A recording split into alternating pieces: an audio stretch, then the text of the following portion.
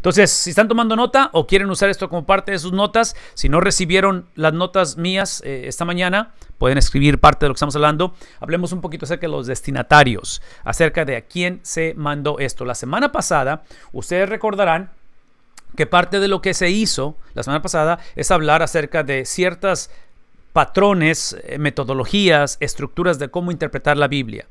Y son 7.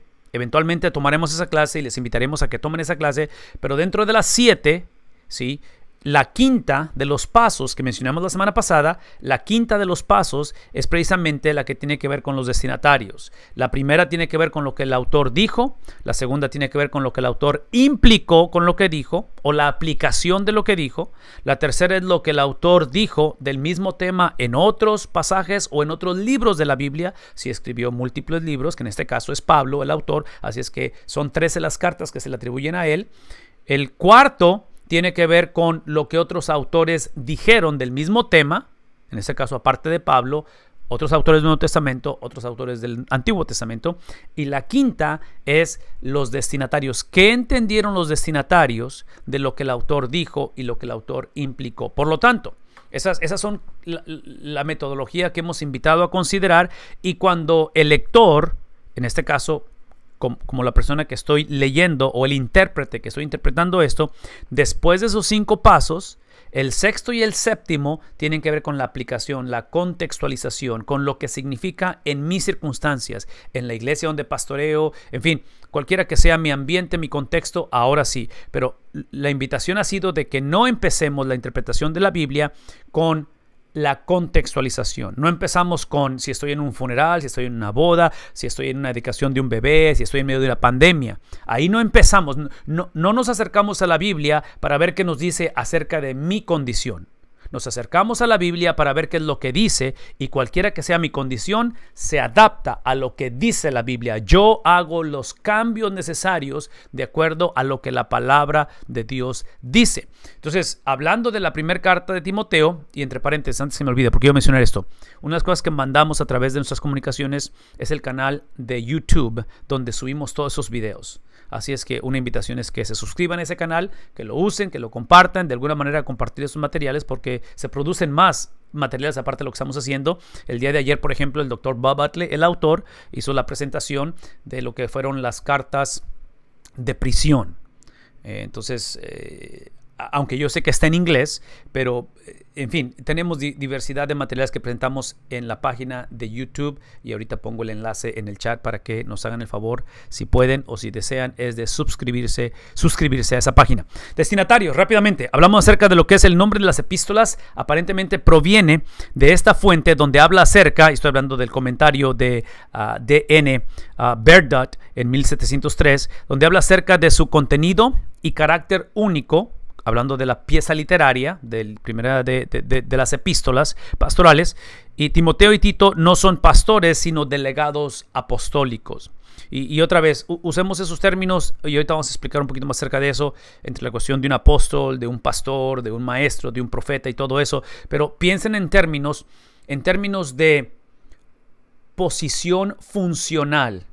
En otras palabras, se les da este tipo de llamamientos donde lo ejercen, donde son llamados a presentar o a supervisar, a administrar, no porque sean mejores, pero es porque tienen una función diferente. El punto aquí es hacer la diferencia entre función y esencia. Función y esencia. Voy a explicar más eso en un momento. Las cartas fueron escritas a iglesias, pero bajo formas literarias de carta que Pablo dirige de una manera personal a sus colaboradores. Entonces, aparentemente son cartas circulares que se están moviendo a través de las iglesias, pero están escritas a estos colaboradores de Pablo. Pablo se dirige a las congregaciones como líder que dirige a su equipo, otra vez como un coach, como alguien que está otra vez supervisando. Una visión más amplia del auditorio paulino lo obtenemos a través de esto. El auditorio paulino básicamente es la audiencia, otra vez sus destinatarios. ¿Cómo entender o cómo conocer a quién le escribió Pablo? Porque una característica de estas cartas, especialmente las epístolas en general, el Nuevo Testamento y el Nuevo Testamento hasta cierta manera también, se les llama escritos circunstanciales. En otras palabras, hay una razón, hay una circunstancia o circunstancias que lleva al autor a escribir este tipo de literatura. Es obvio que creemos que el autor es el Espíritu Santo, pero esa intervención divina no minimiza o no contradice la intervención humana. Es como la salvación. En la salvación hay un componente humano. Para ser salvos tienes que confesar que Cristo es el Señor. Si no lo confiesas, si no lo crees en tu corazón, no puedes ser salvo. Pero esa intervención humana no altera ni contradice la intervención divina de la salvación. Entonces lo mismo sucede en la cuestión de la inspiración de la Biblia. Por eso es que tenemos que poner un poquito de atención en la cuestión de las circunstancias, la ocasión, el escenario bajo el cual se escriben estas cartas. Aquí están algunas de ellas. La introducción formal que alude a su apostolado.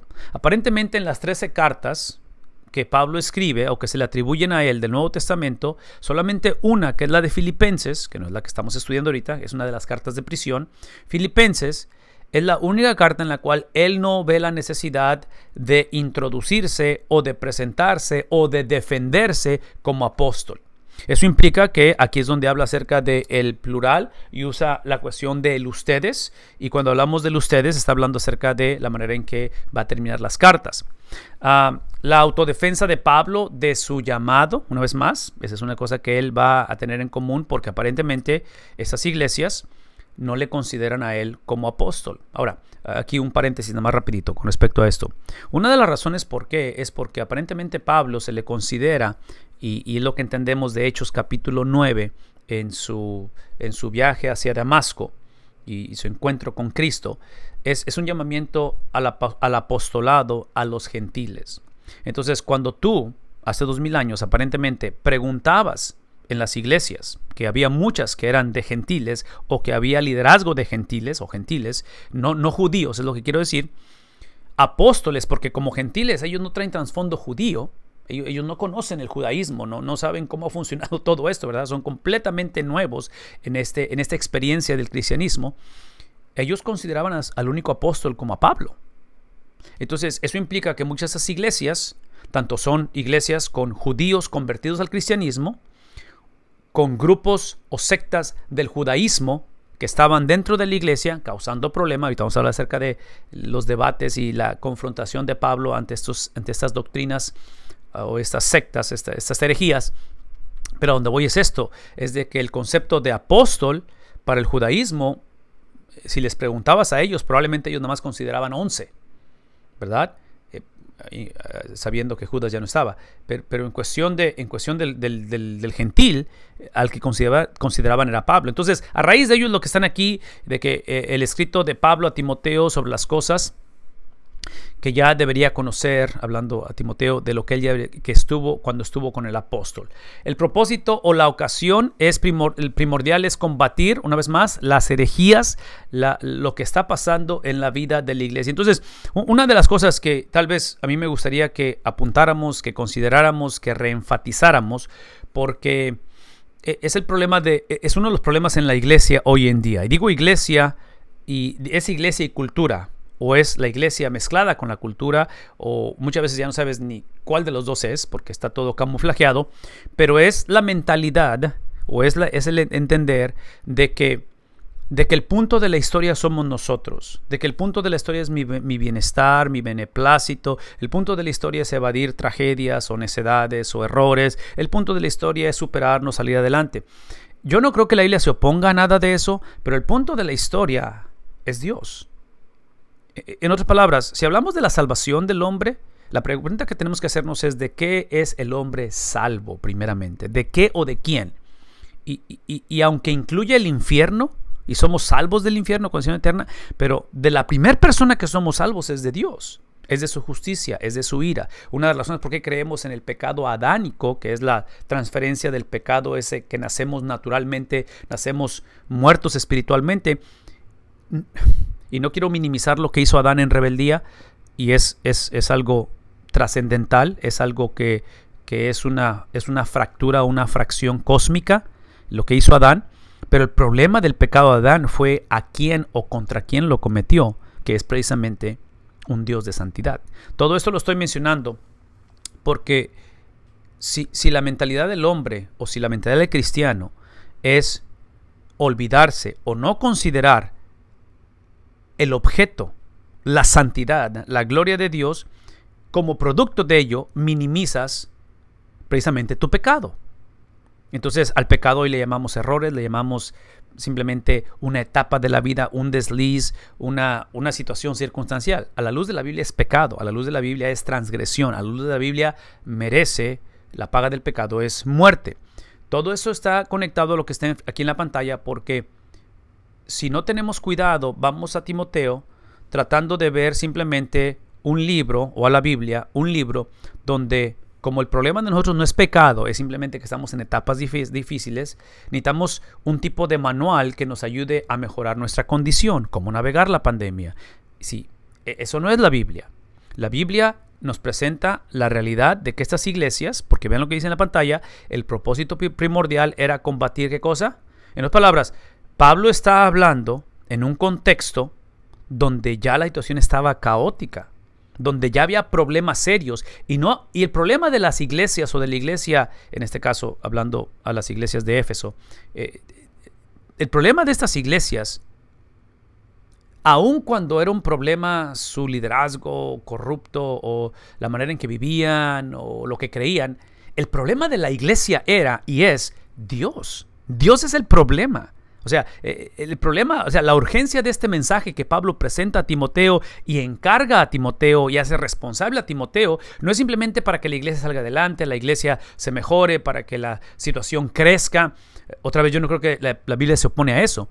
Es simplemente que Pablo está viendo la urgencia, está viendo la manera en la cual el problema de la iglesia, una vez más, es precisamente Dios. Por lo tanto, aquí es donde encontramos la descripción de algunas de estas herejías entre gnósticas y judías, muy parecidas a las de los falsos maestros en la carta a los Efesios, a la carta a los Colosenses. El Antiguo Testamento da guías, esto es importante.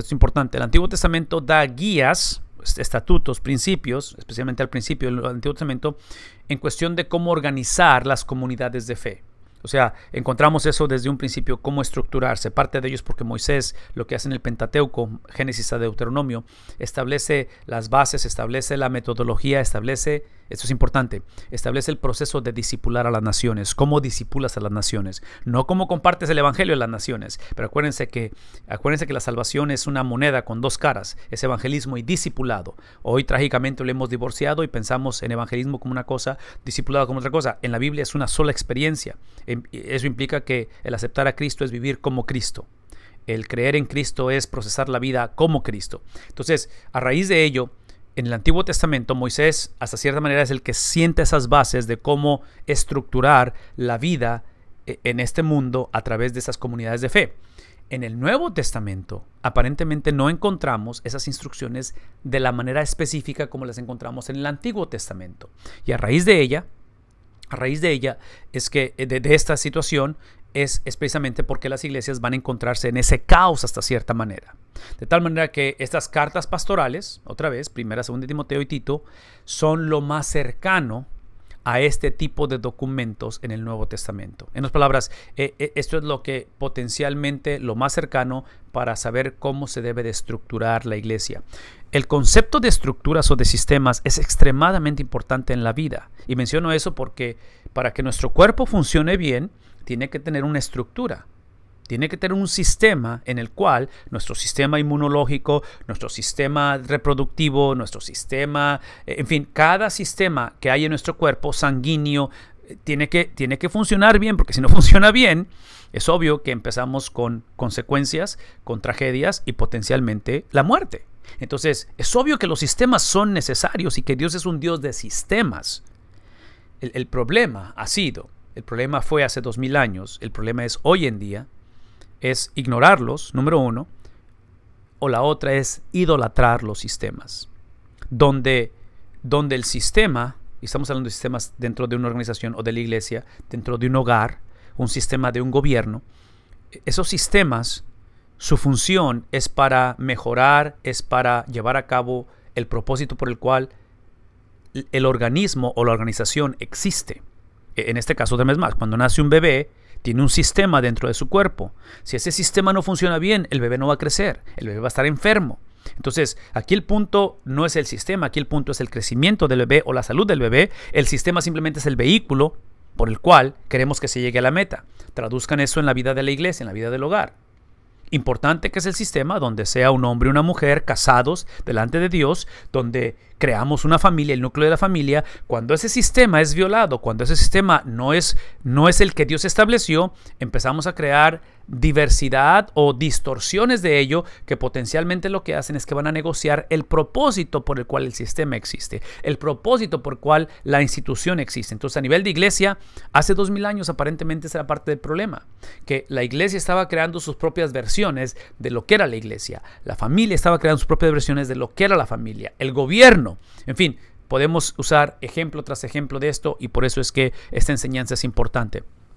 Primera de Timoteo fue escrito para, aquí hay algunas razones, solicitar a Timoteo que permaneciese en Éfeso, aquí están algunas evidencias internas dentro del libro, tratar el asunto de qué cosa, una vez más, el caos, en otras palabras, hagan de cuenta que esto es Pablo encomendando o comisionando a este pastor o a estos líderes, hablando de Timoteo, de Tito, a iglesias en los cuales potencialmente no les va a ir bien.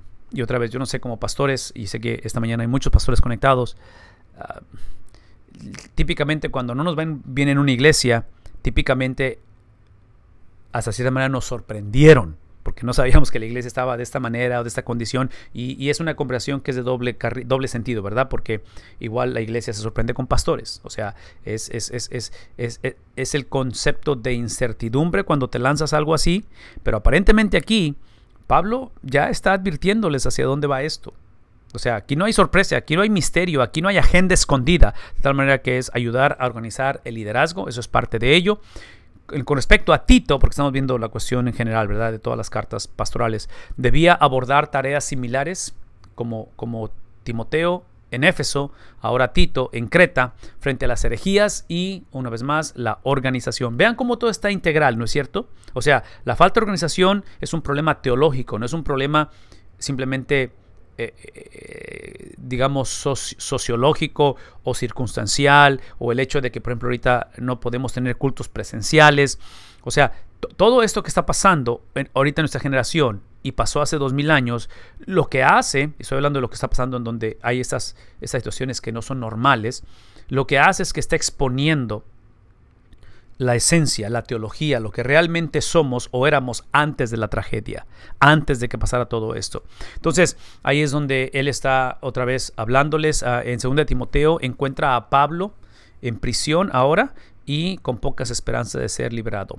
Hay un fuerte sentido de sólida enseñanza, es algo común denominador ahí, de sólida enseñanza o la sana doctrina expresado en estas cartas. Aparentemente este es uno de los motores de arranques, de las razones por las cuales estas cartas son escritas, de tal manera que ahí es donde establece esa cuestión de firmes en la fe. Una vez más, mantengan esto en mente, por favor. La implicación de este tipo de informaciones es que ya en la iglesia había enseñanza, simplemente que no era sana. Entonces, ¿qué es lo opuesto a sano?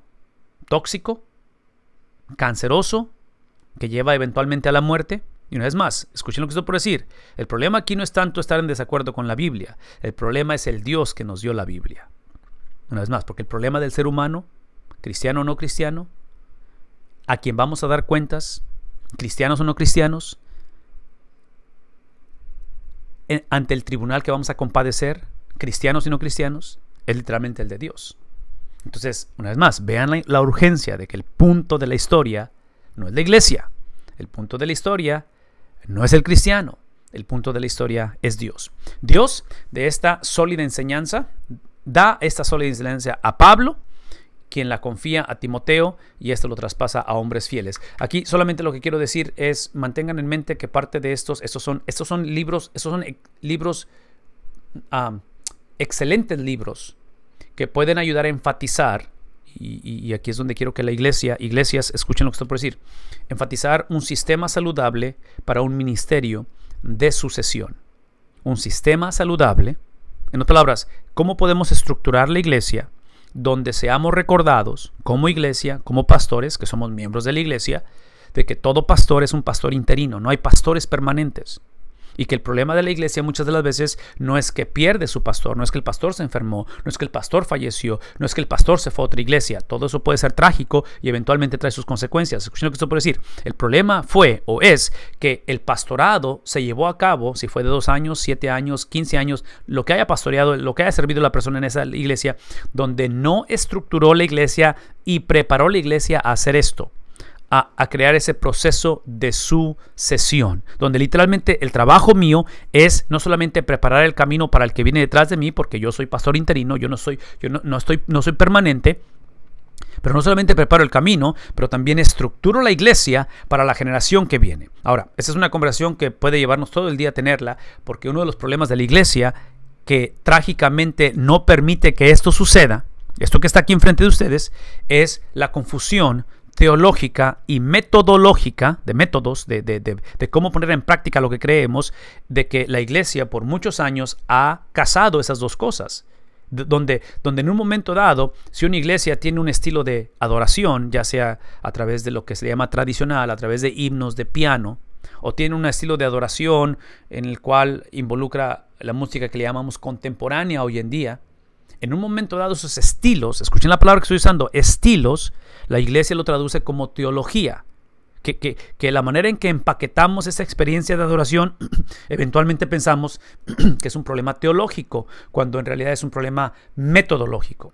Si la iglesia tiene escuela dominical o la iglesia tiene grupos en hogares, que ahorita no son opción, ahorita son grupos virtuales, por eso estamos conectados a través de Zoom, ¿verdad? Entonces, ¿qué es el punto aquí? Que el tener una escuela dominical, tradicionalmente como escuela dominical, a diferencia de reuniones en hogares, esos son métodos. Lo que es teología o doctrina es el hacer discípulos.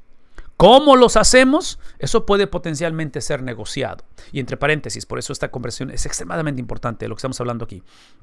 La pregunta que yo me haría o que yo nos haría a todos esta mañana es, ¿quién decide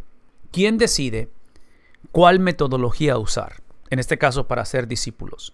En otras palabras, y digo discípulos en el sentido de o usamos escuela dominical o usamos, en este caso, grupos pequeños en hogares.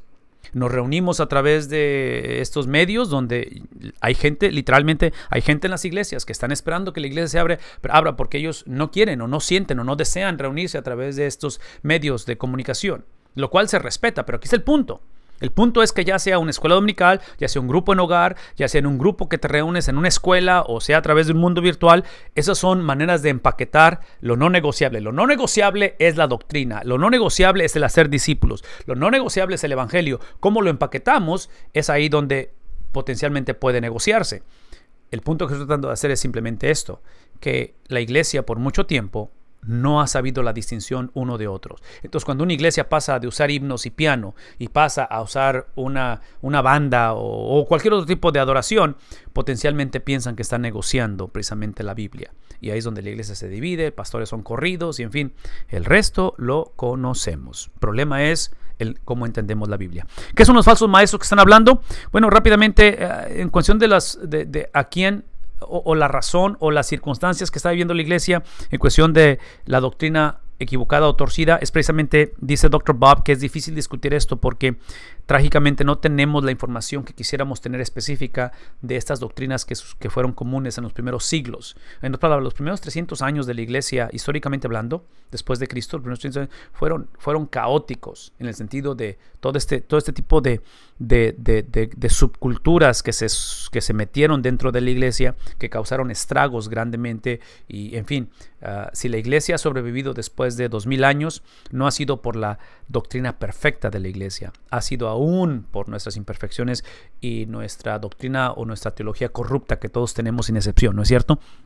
Entonces, Pablo lo que va a hacer, Pablo no va a discutir la totalidad de la teología de estos grupos o estas sectas, aunque por lo general lo que Pablo va a hacer, esto es importante, él va a condenar lo que produce la teología. En otras palabras, porque Pablo es un judío, es un hebreo, en el sentido de que su mentalidad es hebrea. O sea, el Nuevo Testamento es gente hebrea, gente con mentalidad hebrea, con algunas excepciones como Lucas, por ejemplo, pero mentalidad hebrea escribiendo en el griego común de ese tiempo. Pero la mentalidad es hebrea. Entonces, en la mente hebrea, como el judío pensaba o piensa, es que ellos no ven distinción entre la vida privada y la vida pública. Ellos no conocen de vida de hogar y vida de iglesia. O eso es lo que hago con mi familia, eso es lo que hago en el trabajo. Eso no existe. Eso no existe en la mente judía. La mente judía ve todo integrado. Entonces, cuando hablamos acerca de estas doctrinas que potencialmente no se conocen en su totalidad y aparentemente Pablo no va a discutirlas con el detalle que queremos, lo que Pablo va a hacer es que va a ver el fruto de la doctrina o fruto de la teología o de lo que cree el individuo en su estilo de vida. Entonces es inevitable. Pienso que el principio hoy en día tiene que predicarse y tiene que enseñarse eso. El principal problema de interpretación se relaciona si ellos eran, aquí está el reto de la interpretación, de interpretar estos libros o estos escritos o estas defensas de la fe, esta apología que está presentando Pablo, en cuestión si eran judíos o griegos. Otra vez, hay un poquito de misterio en todo ello, de tal manera que aparentemente hay una combinación, hay una mezcolanza de esto, donde esa mezcolanza lo que hace es que crea esto que es un poquito confuso, porque aparentemente estos grupos se unen para combatir a Pablo, para combatir la palabra de Dios dentro de la iglesia, y es una mezcolanza que es un poquito difícil de procesar porque típicamente estos grupos son exactamente lo opuesto en doctrina, pero aparentemente para atacar a Pablo se van a unir. Suena como la crucifixión de Jesús. En la crucifixión de Jesús ves grupos religiosos que son completamente lo opuesto, pero para crucificar a Cristo se van a unir. El judaísmo siempre ha incorporado algunos elementos duales, algunos distintivos de cada uno de los grupos. El gnosticismo comúnmente desarrollaba temas filosóficos y teológicos. El punto aquí simplemente que está haciendo Pablo, que está haciendo Dr. Bob a través de estos escritos, es el problema de la iglesia hace 2000 años, que creemos que es el problema de la iglesia hoy en día, no es tanto el negar a Cristo abiertamente, que yo creo que lo está negando, pero es el creer a Cristo y algo más. Cristo y mi propia versión de la vida, de la muerte, del sentimiento, de la sexualidad, del matrimonio, de mi persona, en fin. Entonces, por eso es que eventualmente creamos nuestra propia versión del cristianismo. El judaísmo de la diáspora, que ese término diáspora es el exilio, cuando los judíos son expatriados en diferentes ocasiones y circunstancias, era mucho más ecléctico de lo originalmente pensaba la erudición moderna. Aquí está la implicación de ello. En el siglo I, el libro de Colosenses sienta un precedente, un precedente con respecto a la herejía judeo-gnóstica. En otras palabras, el libro de Colosenses lo que hace es que en ese libro el apóstol Pablo también lo hace, su defensa, su argumento, su confrontación con una realidad presente en las iglesias de Colosa da una perspectiva más clara y más sólida en el sentido de que ya era algo presente, a diferencia que en estos lugares, ya sea en las iglesias de Éfeso, en Creta, aparentemente las herejías estaban apenas moviéndose hacia allá. Porque estas son herejías, son movimientos filosóficos que estaban arrasando, literalmente arrasando a través del mundo conocido. Algunos elementos de los falsos maestros son, una vez más, aspectos judíos, porque es una mezcolanza de cosas, donde esos aspectos judíos dentro de la enseñanza falsa hablan acerca de lo que es la ley, la cuestión del partido de la circuncisión, amonestando sobre los mitos judíos. Los falsos maestros estaban preocupados por las leyes alimenticias, o sea, las dietas que había dentro del judaísmo. Se preocupaban por las genealogías, y dentro del gnosticismo encontramos otra vez, dentro de la página de Dr. Bob hay un tema que tiene que ver con el gnosticismo, que lo va a explicar en más detalle. El ascetismo, que prohíbe y lo que examina, en otras palabras, una mentalidad de que eres santo o amas a Dios por las cosas que no haces en lugar de la obediencia que nos llama Él a tener. El matrimonio, el excluir ciertos alimentos, otra vez la explotación sexual y el énfasis en el conocimiento. Todo esto que estoy mencionando son los problemas, son los detalles en los cuales es el trasfondo o la razón por qué estas cartas son escritas. Ok, en cuestión del libro de Primera de Timoteo, hablamos hace el principio y la semana pasada acerca de la importancia de filtrar, acerca de la importancia de tener un patrón o una metodología de cómo interpretar la Biblia. Una de las reglas de la interpretación, no solamente de la Biblia, pero de cualquier otro documento, ya sea presente, ya sea del pasado. Sobre todo los del pasado, porque en el presente hay muchas cosas en común. Cuando yo leo lo que mis hijos ponen en medios sociales, o alguien lee lo que yo pongo en medios sociales, como generación tenemos muchas cosas en común. Hay chistes que podemos entender porque vivimos en la misma cultura. Pero cuando yo leo literatura de, no sé, al principio de cuando esta nación se fundó, cuando leo cosas de la cultura europea o de Asia, ahí es un poquito más retador porque es una cultura que no conozco. Entonces tengo que indagar un poquito en lugar de simplemente asumir lo que están diciendo. Escuchen lo que estoy por decir. En la interpretación de la literatura, de cualquier literatura, no más de la Biblia, una de las reglas que nos va a ayudar a evitar mucha confusión en cómo interpretar y cómo aplicar, o cómo interpretar y descubrir el significado de lo interpretado, es no iniciar con el lector, la persona que está leyendo. Entonces, una vez más, cuando nos acercamos a la palabra de Dios, no podemos seguir tratando la Biblia como si fuera una sección amarilla del directorio telefónico. Para aquellos que recordamos los directorios telefónicos que tenían una sección amarilla y donde se enlistaban los servicios que se proveían, los negocios, para poder proveer, en este caso, la reparación de un problema de plomería, de carpintería. Entonces ibas a la sección, eso es mucho antes de las computadoras o de Google o de Siri, ibas a la sección amarilla y alfabéticamente buscabas y decías un carpintero, un albañil, y aquí, o sea, inclusive cuando viajabas a otras ciudades, la sección amarilla es donde buscabas una iglesia para el domingo. Si estabas en otra ciudad, visitabas una iglesia. ¿Qué estoy diciendo?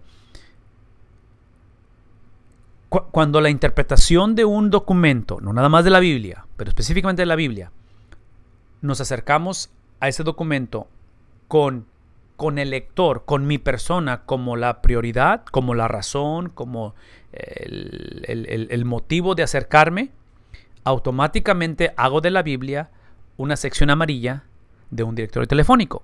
Entonces busco en la Biblia las cosas, los mensajes, las afirmaciones que simplemente van a corroborar lo que yo de antemano creo. Porque como fui criado, de qué iglesia vengo, o no iglesia, o lo que sea, entonces automáticamente busco lo que me conviene, automáticamente ignoro lo que no me conviene, o lo que no estoy de acuerdo, y de ahí creamos un caos. Porque al final del asunto, ese es el problema. El problema de la Biblia, a diferencia de cualquier otro documento, es su inspiración, es su autoridad divina. Es el hecho de que lo que yo digo, creo o afirmo de la Biblia, lo que estoy haciendo es que estoy creyendo, afirmando literalmente lo que Dios es. Entonces ahí es cuando a mí no me gustaría que alguien dijera cosas de mí o de mi esposa, de mis hijos, que no son verdad. Que la gente se forme un concepto y lo esté divulgando y lo esté afirmando, y que sea lo que se le llama en inglés character assassination, que es que el asesinato del carácter de la persona. Entonces se le llama difamación a eso, ¿no es cierto? Entonces menciono todo esto porque dentro de la metodología de interpretar la Biblia, sabiendo que son documentos ocasionales, algo está sucediendo que hace que esos documentos sean escritos, y basando en esta metodología que hemos estado hablando y que eventualmente la vamos a presentar más a profundidad, lo primero y lo que imploramos, lo que rogamos y lo que oramos y lo que deseamos, y por eso tenemos estas reuniones, estas clases, es de alguna manera, de alguna manera agresiva, intencional, recordarnos unos a otros que no podemos continuar abriendo la Biblia, leyendo la Biblia, escuchando la Biblia, meditando la Biblia, predicando la Biblia con mi persona como el punto de esto. La Biblia no fue un libro que fue escrito acerca de mí. Es para nosotros, pero no se trata de nosotros la Biblia. Se trata de Cristo. Es un libro que está basado en el carácter de Cristo. Entonces, todo esto lo menciono porque cada libro tiene, basado en todo lo que he dicho, cada libro de la Biblia tiene un tema central, el cual creemos que ese tema central en ese libro es como se filtra el resto del libro. Hay un propósito. En algunos libros es más fácil descubrir ese propósito, en algunos es un poquito más difícil descubrir ese propósito. ¿Cómo lo descubrimos? Es acerca de las metodologías que estamos hablando. Es un proceso no solamente metodológico, pero es un proceso también que es como cualquier otra práctica en la vida. Decimos en español que la práctica hace al maestro. Entonces es algo que gradualmente empezamos a ver la familiaridad de este tipo de prácticas. En cuestión de primera de Timoteo, aparentemente la médula, el centro, la razón por qué este libro está escrito se encuentra precisamente en el capítulo 3 de Timoteo, a diferencia del primer capítulo.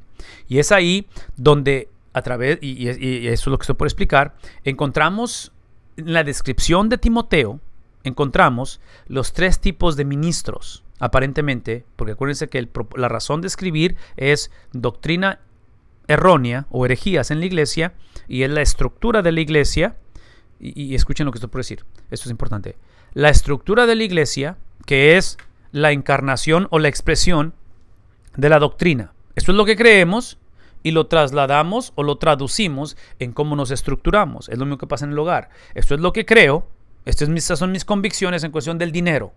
Y eso implica que vivo de esta manera. Y eso implica, esto que creo es la razón por qué no vivo así, no vivo así, no vivo así y no vivo así. Porque eso es lo que creo, ¿verdad? Entonces, cuando hablamos de herejías o de doctrina torcida en la iglesia hace 2000 años, es obvio que es el producto de lo que ellos creían.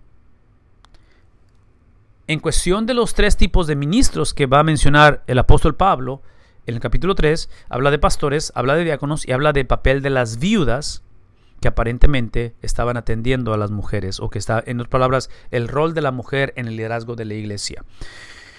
Parte de ello es que la voluntad de Dios expresada, ¿sí?, para dirección y bendición de su iglesia. Y otra vez, aquí estamos hablando de este tipo de discipulado, de instrucción, que este líder, este apóstol, esta persona inspirada, cosa que el resto de la iglesia no lo es, ni tú ni yo lo somos, que es Pablo, son los inspirados por el Espíritu de Dios, el autor de la Biblia.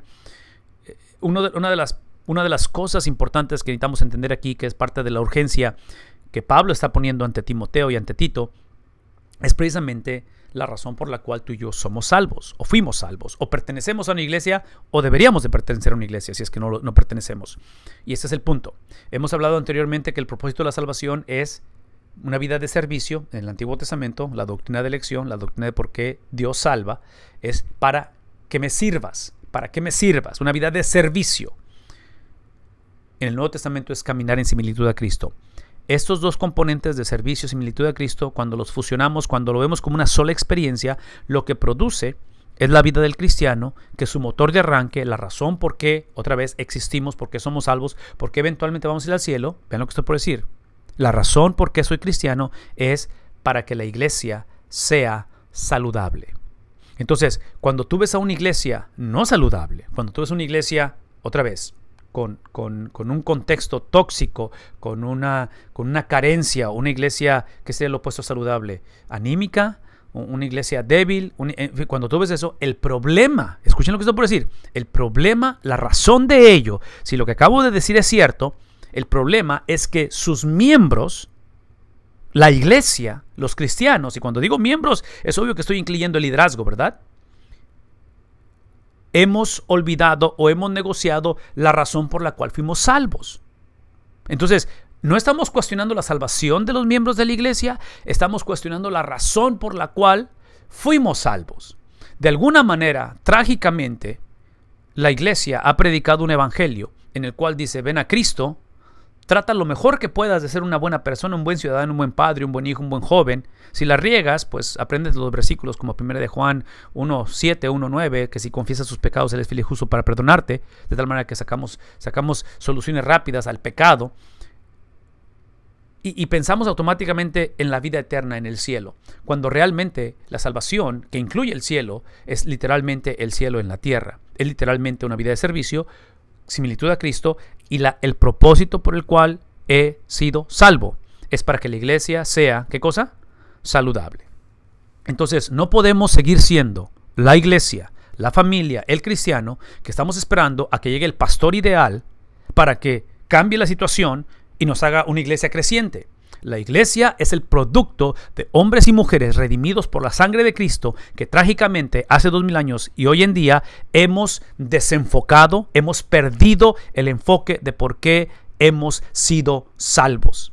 Y es por eso que yo creo que Pablo escribe estas cartas, y cuando vimos aquí en la pantalla la voluntad de Dios expresada para dirección y bendición, ¿de qué cosa? Otra vez, Trágicamente en el Antiguo Testamento, esta misma frase hubiera dicho dirección y bendición de Israel. Pero ustedes y yo sabemos históricamente que Israel rehusó. Israel como nación rehusó el cumplir el propósito por el cual fue elegido Israel. Dios escoge a Abraham para escoger una familia, para escoger una nación, para escoger al mundo. La nación de Israel trágicamente decide exaltar la elección de Dios y pensar en un amor incondicional, promesas, pactos, convenencieramente para vivir una relación incondicional con Dios y querer hacer lo que ellos querían hacer. Es obvio que eso no funciona. El año es el 722 y viene el primer exilio a través de los asirios sobre el reino del norte. Trágico, devastador. A raíz de que convenencieramente dijeron, Dios nos eligió, somos la simiente de Abraham, somos intocables, somos predilectos, somos élite, somos VIP, nada nos puede separar del amor de Dios y por eso vivimos como si no hubiera Dios.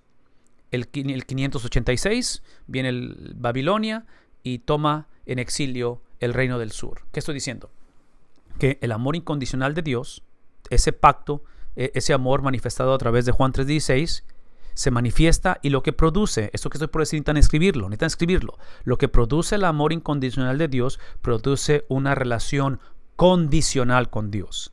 Una vez más, amor incondicional de salvación, de redención, vida eterna, como lo quieran llamar, el amor incondicional de Dios produce una relación condicional con Dios. Y esto es lo que Pablo va a darse la tarea a escribir, porque Pablo lo que va a decir, y otra vez, esto es importante, lo que estoy por decir, Pablo lo que va a decir que las condiciones o la condición de cómo nos relacionamos con Dios se llama Cristo. La vida de Cristo, su perspectiva, su estilo de vida, su idiosincrasia, sus sentimientos, su manera de hablar, su manera de reaccionar, su manera de procesar las cosas, esas son las condiciones como la iglesia o el cristiano puede relacionarse o debe relacionarse con el Padre Celestial. ¿Por qué?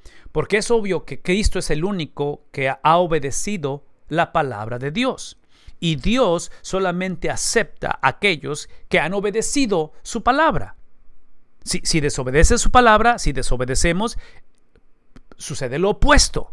Sucede exactamente esa ruptura, esa falta de confianza, porque Dios le dijo a Adán, le instruyó con su palabra y Adán prefirió escuchar a la serpiente. Cuando la serpiente dice, ¿acaso dijo Dios? ¿Acaso dijo Dios? Entonces, cuando cuestionas lo que Dios ha dicho, estás automáticamente pidiendo, estás automáticamente creando la disyuntiva, la separación. Entonces, aparentemente hace 2000 años ese era el problema de la iglesia. El problema de la iglesia es que estaban escuchando la voz de Satanás.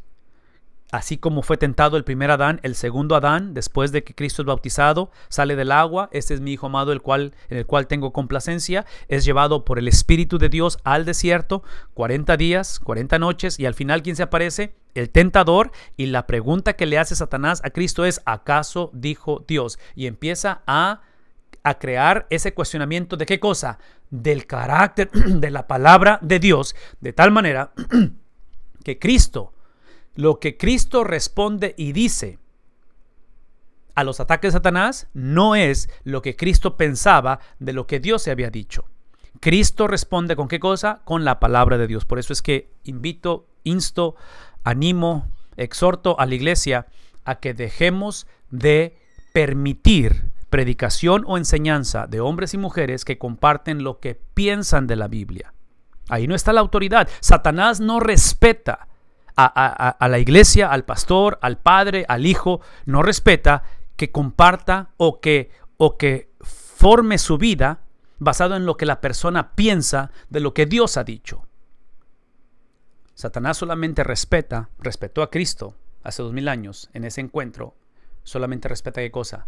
Lo que Dios dice, la palabra de Dios. En fin, todo esto para nosotros es simplemente entender que la verdad central es el misterio de nuestra fe. Este es el punto que me gustaría que otra vez enfatizáramos, viéramos, trajéramos de alguna manera esta mañana y lo lleváramos, y con esto tal vez filtrar el resto del libro. Pero aparentemente la verdad central del libro es el misterio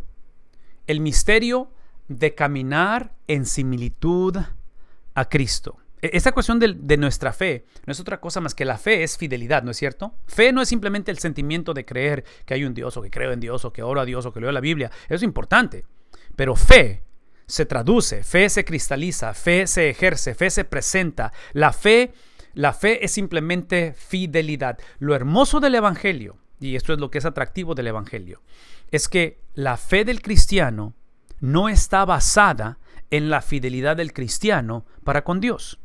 La fe del cristiano, en un contexto de disfuncionalidad, en un contexto de traición, en un contexto de corrupción, hablando de la iglesia hace 2000 años y potencialmente nuestras iglesias, potencialmente nuestros hogares, potencialmente el gobierno donde vivimos, que es caótica la situación, sí, la fe no es simplemente tener la tenacidad, tener la habilidad, tener la determinación de decir, en medio de la pandemia no me va a vencer, o sea, vamos a salir adelante y en el nombre de Dios salimos adelante. Otra vez, no estoy en contra de eso. Bueno, sí estoy en contra porque suena como predicación del evangelio, el evangelio de la prosperidad.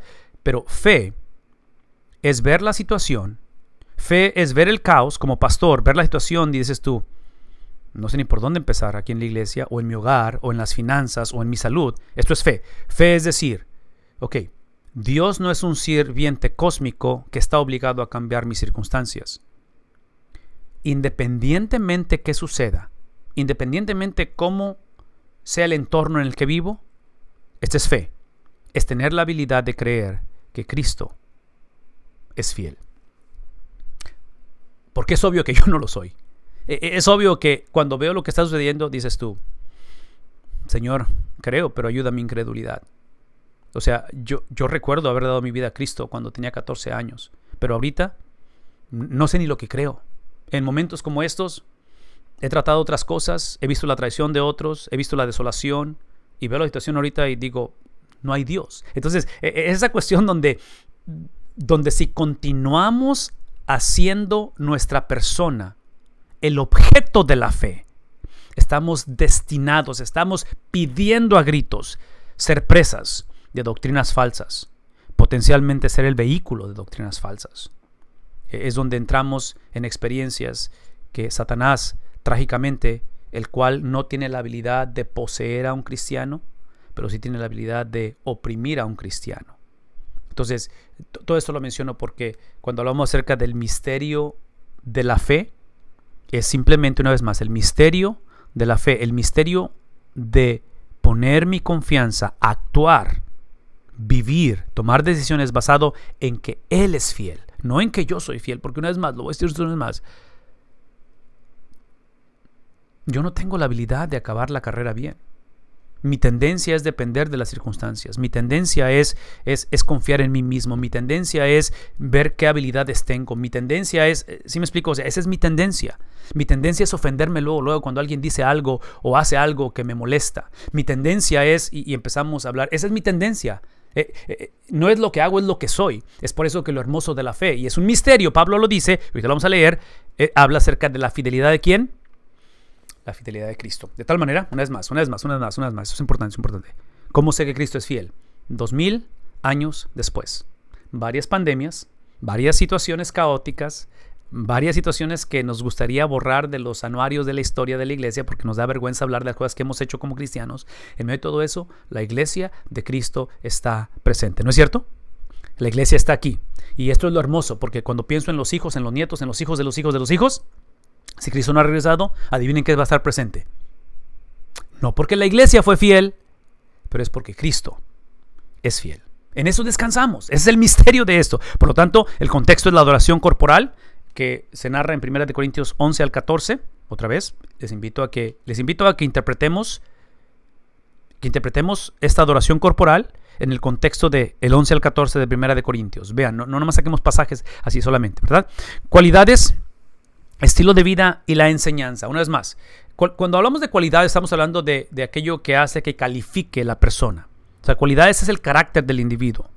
Entonces estamos hablando de la estructura de la iglesia, estamos hablando otra vez de la adoración corporal, aparentemente los cultos, porque si tienes personas infieles en lugar de fieles, si tienes doctrina o teología torcida, es obvio que va a reflejarse en la adoración corporal, va a reflejarse en la experiencia corporal. Entonces, aparentemente parte de los escritos y cómo Pablo va a combatir la doctrina equivocada es la cuestión de ver o evaluar quién califica para liderar la iglesia. Una vez más, iglesia, ¿a quién estamos comisionando o autorizando que lidere la iglesia? Y bueno, aquí tal vez me voy a mover a otra cosa importante, pero lo cual implica que me voy a parar porque ya me cansé de estar sentado. Yo quisiera que personalizáramos esta enseñanza, porque así como la iglesia tiene que evaluar las cualidades, el estilo de vida y la enseñanza o la doctrina de sus líderes a nivel de hogar, para los que tenemos el privilegio de estar criando solteros, algunos de ustedes son solteros, algunos de ustedes son solteros otra vez, cualquiera que sea el caso, sabiendo que la mayoría nos vamos a casar, nos hemos casado o estaremos casados, piensen o traduzcan esto en la manera en que elegimos o seleccionamos a una persona. Y digo elegimos o seleccionamos, estoy hablando del enamoramiento, el noviazgo, eventualmente el matrimonio, porque hay una subcultura dentro del cristianismo donde decimos, no, es que Dios me va a traer a alguien, Dios tiene a alguien para mí, Dios, o sea, y otra vez, es una conversación un poquito media así como controversial, pero ese es el punto, En cuestión de elegir a alguien, yo lo pongo en la misma manera cuando eliges un trabajo. Cuando andas buscando trabajo, si dices tú, estoy orando para que Dios me provee un trabajo, pero no aplicas, no llenas aplicaciones, es así como que, hey, orando y aplicando, ¿no? Entonces lo mismo pasa en la cuestión de las relaciones interpersonales, en el noviazgo o en el matrimonio. ¿Qué estoy diciendo? Que en la cuestión de elección, así como una iglesia tiene que saber cómo elegir a sus líderes, a mí me encantaría soñar con una generación de los millennials, los que nacieron del 1980 para hasta el 2000, los Gen Zs, la generación Z, que son ahora los hijos de los millennials, los millennials vienen siendo mis hijos, ahora los hijos de los millennials, que son los que nacieron del 2000 para acá, que ahorita van entrando a la universidad, ¿no es cierto? Si pudiéramos ver eso de una manera personal, o sea, ¿qué acerca del carácter del individuo? ¿Qué acerca de...? Porque el carácter eventualmente da a luz un estilo de vida. Entonces, todo esto es importante de una manera personal, de una manera colectiva. La iglesia es el producto de hombres y mujeres que colectivamente nos congregamos o nos asociamos o, en fin, trabajamos juntos. Entonces, no podemos divorciar la manera en que vivo en el hogar, la manera en que lidio con mis finanzas, con mi sexualidad, con la creencia de los hijos, con el matrimonio. No lo puedo divorciar con la manera en que la iglesia es gobernada. E inclusive, la palabra de Dios va a decir esto, que el que no puede gobernar su hogar, no puede gobernar. Exacto, es exactamente lo que estamos hablando. En fin, el contexto aquí no es neutral en el sentido de que, otra vez, es un caos lo que está viviendo la iglesia hace 2000 años. Entonces, es obvio que esto suena bastante familiar y espero que sea alentador. La última cosa que quiero mencionar antes de entrar en algunos de los versículos que están aquí es recordar esto. Y esto es importante, porque aquí están una de las cosas de las cuales Pablo va a estar refutando. Ese es el contexto. Vean que el contexto no es neutral. En otras palabras, aquí el hecho de decir que son nuevos convertidos o el hecho de decir que son personas que tienen años en el evangelio, en ambos casos, la cosa está caótica. Porque el convertido nuevo hace 2000 años traía con él un historial de, ya sea de un judaísmo arraigado, en el cual trágicamente ese judaísmo se idolatró, o traes una vida de gentil, de no judío, de filosofías, de prácticas completamente reprobables y en contra del evangelio. Entonces, ambas experiencias que son reprobables ante la presencia de Dios, venían y se unían en una congregación, y es obvio que iba a ser un caos cuando la iglesia era gobernada por los contextos, los trasfondos, las preferencias personales. Entonces, es obvio que el contexto no es neutral, estamos en una situación caótica, por eso es que el caos en la vida, el caos en la iglesia, el caos en el hogar, demanda o pide liderazgo. En otras palabras, si como líderes sabemos que tenemos ese don de liderazgo, estoy hablando de Romanos capítulo 12, versículos, no sé, es el 8, 6, no recuerdo. Pero el apóstol Pablo empieza a enlistar en Romanos capítulo 12 varios dones espirituales.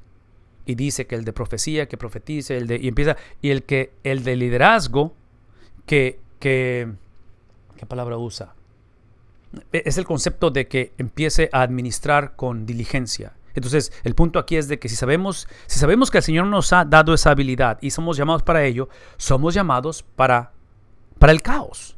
No estoy diciendo que debemos de promover el caos o disfrutar el caos. Todo lo que estoy diciendo es que si no hubiera caos, pónganse en eso, pensar eso. Si no hubiera caos, no hubiera trabajo para el líder. No seríamos necesarios.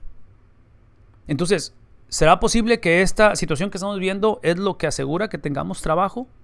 ¿Será posible que hemos sido creados y traídos y formados para momentos como estos? Que ese es el tiempo en el cual el Señor está y desea obrar a través de hombres y mujeres en contextos no ideales. Bueno, aquí está uno de los retos. Observen lo que dice aquí. En el caso de Levítico, por ejemplo, en el caso de Levítico, de las leyes, de la ley, es que no es una colección en Levítico de leyes higiénicas ni costumbres, sino que, y eso es lo que estamos tratando de enfatizar, sino que es una presentación o una reacción ante la cultura de los cananeos. O sea, cuando están por poseer la tierra. ¿Qué estoy diciendo? De que así como Moisés establece la ley, esos principios, estas leyes, ¿sí? El punto aquí no es simplemente tener leyes o tener sistemas de dieta, sistemas y costumbres que eventualmente los judíos convenencieramente idolatraron y se olvidaron que estas fueron dadas para no mezclar el evangelio. Entonces, de esa manera el apóstol Pablo, hablando a Timoteo, hablando a Tito, les va a recordar que la instrucción, que el misterio de caminar en similitud a Cristo no es simplemente para nosotros creernos VIP, creernos la excepción de la regla, creernos que somos inmunes de una pandemia, pero es literalmente para entender que la iglesia habita, la iglesia es posicionada, la iglesia existe en un contexto no ideal. Entonces, es por eso que la instrucción es necesaria, simplemente que no olvidemos la razón por qué recibimos esta instrucción. Aparentemente la habían olvidado. Entonces, aquí está la médula, aquí está lo que esperamos que Primera de Timoteo sea filtrado en su totalidad como libro. Y aquí nos dice, aunque espero ir pronto a verte, Pablo hablando a Timoteo, pero acuérdense que es una carta que está circulando en las iglesias, ¿verdad? Escribo estas instrucciones, ¿para qué? Entonces, ya nos está diciendo el autor, que es Pablo, la razón por la cual está escribiendo esta carta. Aunque espero ir pronto a verte, escribo estas instrucciones. ¿Para qué? Y aquí empieza a describir el por qué. Esta es la razón por qué escribe. Si me retraso, sepas, ya que estás ahí, ya que estás en un contexto no ideal, ya que estás lidiando, vean esto, estás lidiando con un grupo de personas que trágicamente tomaron lo que Dios instruyó, pero se olvidaron la razón por la cual fue instruido esto. Entonces, una vez más, piensen en el matrimonio hoy en día. Es obvio que Dios instituye el matrimonio, pero nosotros creamos la razón por cual nos casamos, ¿no es cierto? Caos, ¿sí? Es obvio que Dios nos salva, nos da la salvación del alma, pero nosotros queremos definir la razón por qué. Entonces, Pablo está encomendando a Timoteo a una generación de hombres y mujeres que aparentemente eran seguidores de Jesús, pero el problema es que habían distorsionado la razón por la cual. Y dice, si me retraso, sepas cómo hay que portarse o comportarse. ¿En dónde? En la casa de Dios. Entonces, una vez más, traduzcan esto. Es obvio que la casa de Dios, desde el Antiguo Testamento, Dios lo describe a través de la nación de Israel. O sea, Dios está diciendo que Él está formando esa casa, ¿no es cierto? En el cual el libro de Hebreos eventualmente va a hablar de Moisés como alguien que está edificando esa casa, que sirve en esa casa. A Moisés se le da el crédito de ser el creador, el fundador de la nación de Israel. Entonces, Israel como nación se le describe como la casa de Dios. En el Nuevo Testamento es obvio que la casa de Dios es la iglesia. Entonces, traduzcan eso o contextualicen eso cuando está diciendo sepas cómo hay que portarse. ¿Por qué? Porque aparentemente el problema de hace 2000 años es que dentro de la casa de Dios estaba siendo, no sé, vituperada, contaminada, prostituida. Desde el momento en que permitieron que existiesen cosas dentro de la casa de Dios, dentro del santuario, estamos hablando de la iglesia, ¿verdad? No de un edificio. Es obvio que hay edificios que consagramos para ello, pero estamos hablando de la manera en que vivimos, porque habla de comportamiento, de tal manera que, una vez más, en el libro de Hebreos, hablando acerca de esto, y Hebreos, que es un libro que es como el libro de Colosenses, el libro de Efesios, bueno, todo libro, la verdad, todo libro de la Biblia, el enfoque es la supremacía de Cristo. Supremacía de Cristo.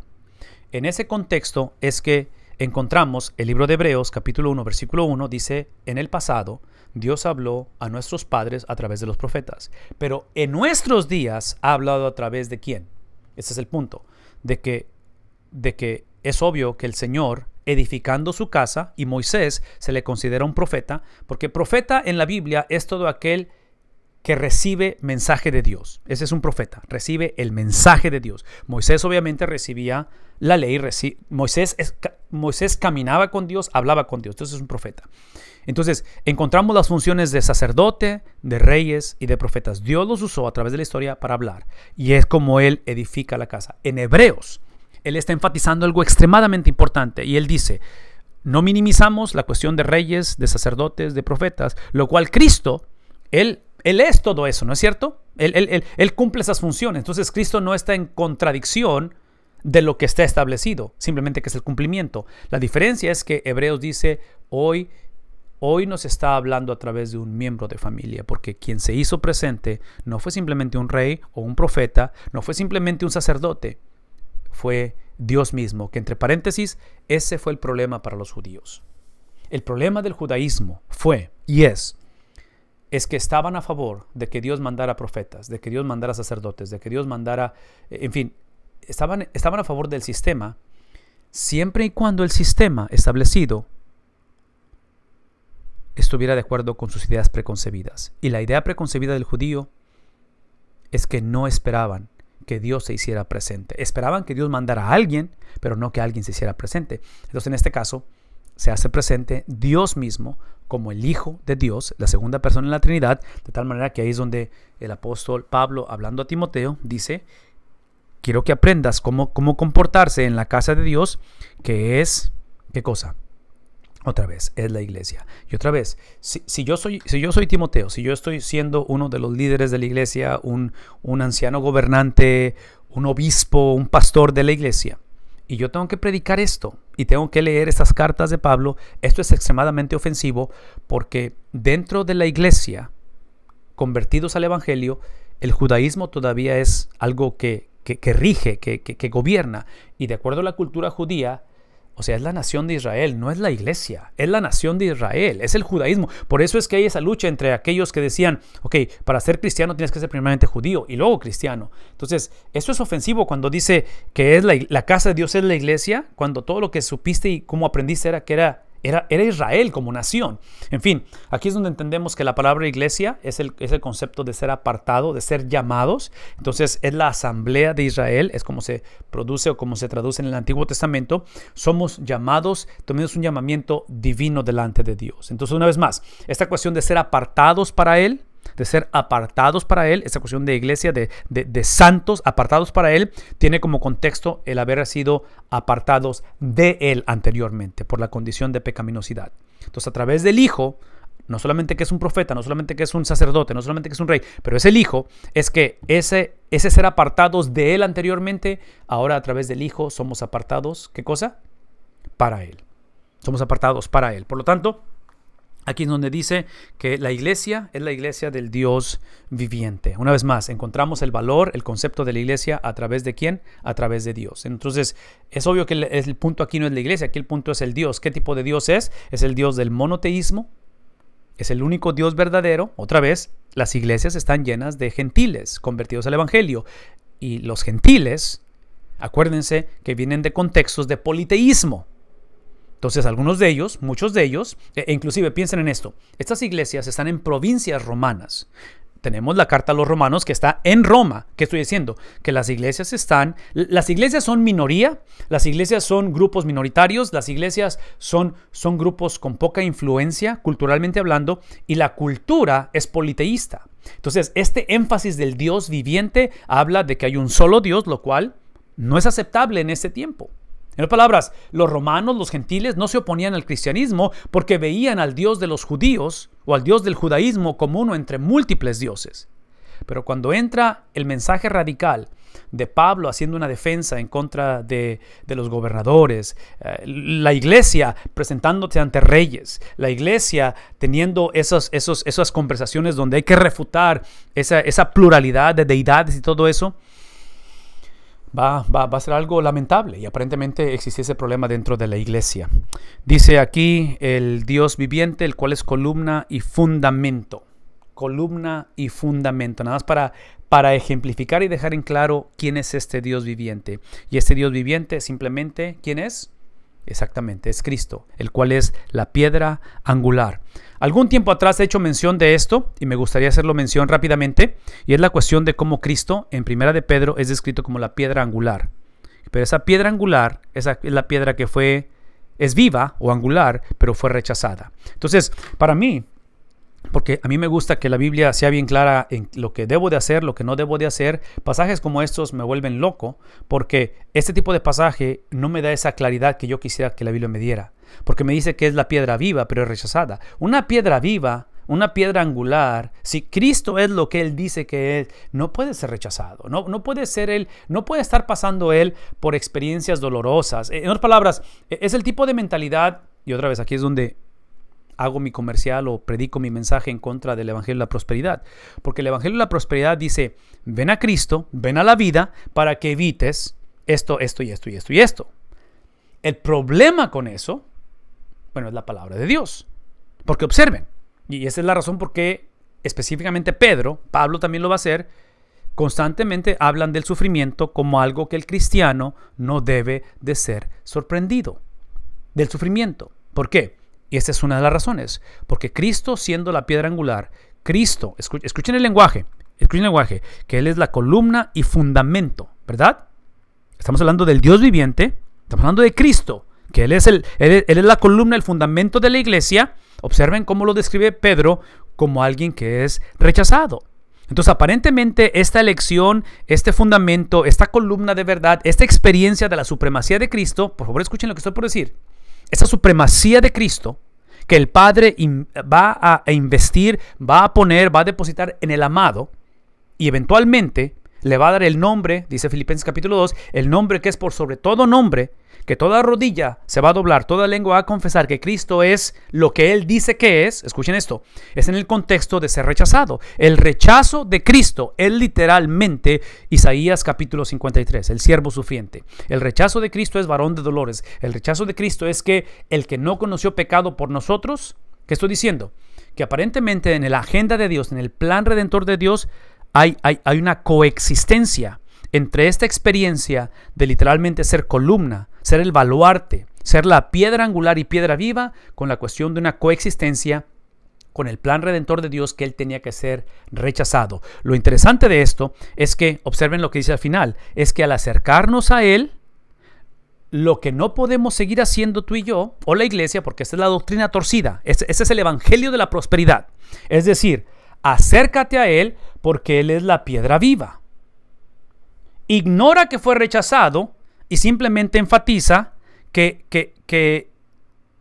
Él es escogido, que Él es la piedra viva, e inclusive te vas a hacer piedras vivas. Y es cierto que somos piedras vivas en Él, pero observen que incluye un rechazo. Entonces, si Cristo fue rechazado por los hombres, ¿qué crees tú que te va a pasar a ti y me va a pasar a mí si nos acercamos a Él? Entonces, es por eso que mi preocupación es que la iglesia continúa hoy en día permitiendo la predicación que omite la cuestión del rechazo. Es obvio que este rechazo, escuchen lo que estoy por decir, este rechazo es el plan original de Dios. Y cuando Pablo, o en este caso Pedro, habla de rechazo de Cristo, no solamente es lo que el Padre trazó, pero escuchen lo que voy a decir, es que ese proyectar de cómo Dios iba a redimir al mundo iba a ser a través de un rechazo producido por la obediencia de Cristo. Una vez más, la obediencia de Cristo lo lleva a ese viernes. Entonces su rechazo es un rechazo que el Padre aprueba. El problema de la iglesia hace 2000 años y hoy en día es que el rechazo que estamos viviendo hoy en día en su gran mayoría no es aprobado por el Padre, porque es el rechazo o ese sufrimiento que causa nuestra negligencia, que causa la corrupción del Evangelio, que causa nuestra desobediencia, que causa nuestra rebeldía. Si vemos, en otras palabras, tenemos que asegurarnos que cuando el sufrimiento se haga presente, no lo idolatremos. Una vez más, cuando el sufrimiento se haga presente, no lo idolatremos. Idolatrar el sufrimiento es cuando este sufrimiento, que es tangible, que es real, que hoy en día lo estamos viviendo de muchas maneras, expresado de muchas maneras, no tome prioridad del Dios que es, ¿qué cosa? ¿Quién es Dios? La columna y fundamento, que es literalmente ese Dios viviente. Entonces hoy en día, trágicamente, muchos cristianos condicionan su relación, su entendimiento de Dios basado en cómo les va en la vida. Eso es idolatría. Entonces, el punto aquí es que aparentemente el mensaje, el plan redentor de Dios desde el principio, hablando de Génesis capítulo 15, donde la simiente de la mujer iba a aplastar la cabeza de la serpiente, pero la serpiente primero tenía que herir el calcañar de la simiente de la mujer, es obvio que es el plan de Dios. Entonces, cuando hablamos acerca de cómo es piedra viva, esta piedra viva que es Cristo, es literalmente la imagen de Él aplastando la cabeza de la serpiente, pero el preámbulo a esto es ¿qué cosa? Es exactamente el que la serpiente iba a herir. Es por eso que encontramos el viernes como preámbulo al domingo, que es la resurrección de Jesús. Lo último aquí es simplemente que habla de ese fundamento, columna y fundamento de qué cosa? De la verdad. Y en este caso la verdad para nosotros no es la ausencia de error. Voy a decir una vez más esto. La verdad no es la ausencia de errores. La verdad para nosotros es una persona. La verdad es una persona. ¿Por qué? Porque lo dije hace un momento, que el amor incondicional de Dios se traduce o se expresa en un amor, en una relación condicional, las condiciones, ¿verdad? De cómo relacionarnos. Entonces, cuando pensamos en la verdad, para nosotros es una persona, porque en este caso es precisamente el Evangelio. El Evangelio para nosotros es literalmente lo que Cristo dijo de sí mismo a través de la semana, a través de sus 33 años, y el Evangelio es lo que Cristo hizo ese fin de semana. Entonces, si pueden traducirlo de esta manera, estas son las palabras de Cristo con respecto a sí mismo, lo que Él dijo de sí mismo y lo que Él hizo, su estilo de vida de 33 años, basado en lo que Él dijo. Y entre paréntesis, cuando hablamos de lo que Cristo dijo, Cristo Él mismo lo va a decir que Él solamente habla las palabras que el Padre le da. Eso es lo que dice Cristo. Es todo lo que yo hablo. Es obvio que eso que Él dijo va a la par con lo que Él hizo. Y yo argumentaría que el hecho de que Él vivió lo que dijo es lo que lo lleva a la cruz. Es lo que lo mete en problemas con los líderes religiosos. Porque los líderes religiosos estaban a favor de lo que Dios había dicho, siempre y cuando ellos, que es el problema de nosotros, tú y mío, es de que estamos de acuerdo con lo que Dios ha dicho, siempre y cuando yo en mi individualismo, en mi autonomía, yo defino lo que significa. Entonces, estoy a favor del matrimonio siempre y cuando yo defino el matrimonio. Estoy a favor de, ponle el tema que quieras, que Dios ha dicho, siempre y cuando yo lo defino. Ese no fue el caso de Cristo. Cristo es la encarnación de la palabra hablada, escrita, expresada del Padre. Cristo viene, nace en obediencia, nace como ese siervo sufriente, el cual dice otra vez, Filipenses capítulo 2, estando en la condición de Dios, no consideró como cosa, como algo que aferrarse, sino que literalmente se despoja y empieza a llevar a cabo este proceso en el cual lo hace a Él ser el camino, la verdad y la vida, obviamente. Ya, y mira, aquí es donde entra la cuestión de la adoración. La respuesta decía tu comentario, y espero que todos lo hayan escuchado, el comentario. Gracias. Pero aquí está la cuestión. Usando tu mismo lenguaje, yo diría que el Evangelio de la Prosperidad, si es para beneficio propio, inclusive el capítulo 6 de 1 Timoteo va a echar por tierra la cuestión de aquellos, porque era parte del problema de la iglesia hace 2000 años, aquellos que se benefician ilícitamente del Evangelio, que es Evangelio de la Prosperidad. Pero yo argumentaría esto, porque lo que no quisiera que pensáramos o que sintiéramos es que la palabra de Dios promueve el martirio o promueve, ¿qué palabra quiero usar para eso? Sí, o sea, el martirizarse, de pensar que entre más sufro, soy más espiritual.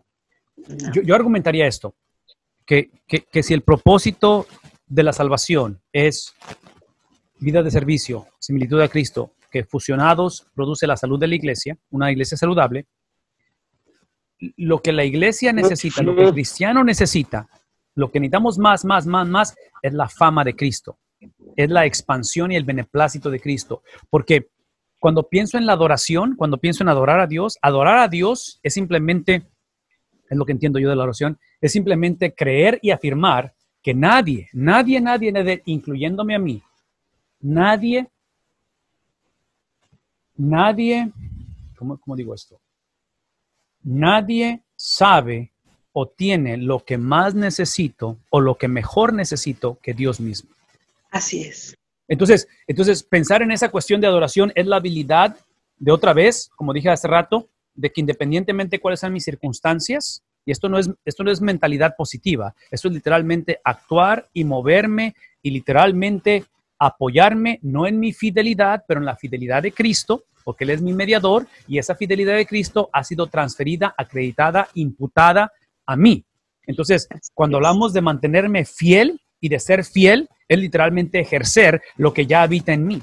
Y lo que habita en mí es la fidelidad de Cristo, porque ese domingo Él me transfirió su justicia, su obediencia, su perfección. Entonces, cuando hablamos acerca del Evangelio de la Prosperidad, trágicamente es más que nada una fidelidad propia, una fidelidad basada en lo que yo creo, en lo que yo siento, en lo que yo pienso, que eventualmente es simplemente idolatría, es lo que está haciendo. La otra cosa es esto con respecto al Evangelio de la Prosperidad. Yo creo que el Evangelio de la Prosperidad está en lo correcto, pero hasta que lleguemos a morir. Porque cuando morimos es cuando ahora sí estamos exentos de problemas, estamos exentos porque no, o sea, cuando lleguemos a morir, vamos a experimentar algo que nunca varias cosas, pero una de ellas es la ausencia de la influencia del pecado. Sí, el cristiano ahorita, la iglesia ahorita, no tenemos un compromiso legal con el pecado. El pecado no tiene poder sobre nosotros legalmente, pero lo que tiene es influencia. Por eso es que he dicho que Satanás no puede poseer al cristiano, pero lo puede oprimir. Entonces, cuando vamos al cielo, eso desaparece completamente. En fin, ahí es donde hay un poquito de confusión y vuelvo a decir una vez, para mí el problema no es tanto la predicación torcida del evangelio, lo cual es un problema, pero mi problema es que la iglesia lo permite. Ese es mi problema y eso lo hacemos por falta de conocimiento. Necesitamos regresar a entablar esta conversación. Versículo 16, rápidamente. No hay duda de que es grande el misterio de nuestra fe. Estamos hablando de lo que es la base de este primer libro de Timoteo. No hay duda de que es grande el misterio. ¿De qué cosa? De nuestra similitud a Cristo. Es un misterio que una persona pase de muerte a vida. No es más, es un misterio. Por favor, escuchen lo que estoy diciendo, porque hablando del Evangelio de la Prosperidad, hablando de una cultura completamente relativista y moralista, y estoy hablando de la iglesia, por favor, dejemos de ver al mundo, ¿verdad? Sí, el mundo está haciendo lo que el mundo debe de hacer. El problema es la iglesia. El problema en la iglesia hace 2000 años. El problema no es la cultura. Pablo no está hablando en contra de los romanos, en contra de los griegos. Pablo está hablando acerca de la iglesia, que ha negociado lo no negociable. De tal manera que hoy en día el problema en la iglesia es que la gente piensa que es salva por lo que ha dejado de hacer. La gente piensa que somos salvos por las cosas en las cuales he incrementado o he vivido, de tal manera que, nomás observen, cuando hay conflicto, la gente empieza a sacar sus credenciales, sus charolas, sus logros, sus resúmenes, sueñen conmigo con un matrimonio en el cual el motor de arranque es una vida de sacrificio y de similitud a Cristo, en lugar de reclamarlo, lo que yo hice por ti, lo que hice por tus papás, lo que tú me debes, lo que yo te perdoné. ¿Sí ven la fusión del evangelio? Donde hablo de una cultura moralista en la iglesia, es de que literalmente hoy en día basamos la seguridad de la salvación, muchos cristianos la basamos realmente en cómo vivimos. Entonces ahí viene el legalismo, donde no solamente espero que otros sean como yo soy, porque obviamente que yo soy el modelo a seguir, ¿verdad? O sea, mi teología, mis estudios, mi preparación, observen a mis hijos, observen mi matrimonio. No puede ser eso. Si la salvación está basada en la obra expiatoria exclusiva de Cristo, y esto es lo que estoy diciendo. Lo que vamos a encontrar hoy en día, especialmente en los medios sociales, que no estoy en contra de ellos, porque lo estamos usando esta mañana, pero estoy en contra del mensaje que la iglesia está predicando, es la imagen de una persona, o imagínense un lago, o imagínense un río o un mar, en el cual se ve una escalera que está así bajando, o que está así puesta sobre el agua, y hay una persona que está subiendo la escalera. Esa es la foto que ponen en los medios sociales. Y dice, si Cristo no me hubiera rescatado, yo me ahogo en mi pecado, o termino ahogado en mi pecado. Si esa foto está implicando salvación, tengo problemas. Si esa foto está implicando santificación, crecimiento en el Señor, no tengo problema. Mi problema es que típicamente esas fotos implican salvación y está implicando que el hombre casi estaba muerto y casi va al infierno. Ese no es el evangelio. Si vas a poner una ilustración de una foto que ilustre la condición del hombre de depravación y de muerte espiritual, y qué es lo que lo hace ser un misterio, en lugar de simplemente la palabra que usamos muchas veces, y lo hice con mis hijos hace algunos días porque se fueron en sus carros, es la cuestión de una afinación. Cuando afinas un carro, cambias bujías, cambias de aceite, y es el carro nada más mejorado. Muchos pensamos que esa es la salvación, es como una afinación que Dios nos da. No. La imagen sería de un cuerpo sin vida en el fondo del mar. Ya no está aventando burbujitas, está, en otras palabras, es un cuerpo que si le avientas una escalera, no tiene la habilidad de subirla, porque un cuerpo no puede subir una escalera. Entonces, el cuerpo está tendido, está muerto. Eso es el evangelio, está muerto. Y a menos que el Espíritu de Dios lo traiga de muerte, ¿a qué cosa? A vida. Ese cuerpo no puede. Entonces, esa es la salvación. Es un cuerpo que está tendido, que está muerto, lo levanta, el Espíritu lo despierta, lo trae a vida a ese cuerpo. Y es entonces que ahora sí puede subir la escalera. Ahora sí estaría a favor de la escalera, porque ya está vivo, ahora hay que subir la escalera.